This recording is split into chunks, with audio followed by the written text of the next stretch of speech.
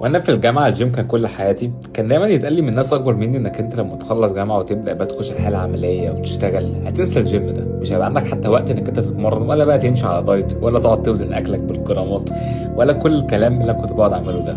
لحد ما لفت الايام وخلصت جامعه وبدات شغل واشتغلت بقالي سنه، ويعني وصلت لاحسن جسم في حياتي وانا شغال وانا عندي مسؤوليات تانية. ساعتها بس ادركت ان الشخص اللي بيقعد يقول لك كلام محبط زي ده، او يقعد يقول لك انت مش هتعرف او هتنسى الجيم او الجيم مش هيبقى في اولوياتك، هو عدى بتجربه فاشله فبينقل لك الفشل اللي هو فشله، بس مش معنى كده ان ده الصح او ده العادي. فانا ادركت ان الشخص اللي بجد بيقول لك كده بيستعمل الموضوع ده كحجه عشان يعلق عليها شماعه فشل. الموضوع بس يا باشا محتاج كونسيستنسي ومحتاج انضباط، انك انت تكون بجد عايز توصل لحاجه مهما كانت ظروفك، مهما كانت انت بتمر بايه، مهما كان البيئه اللي حواليك عامله ازاي.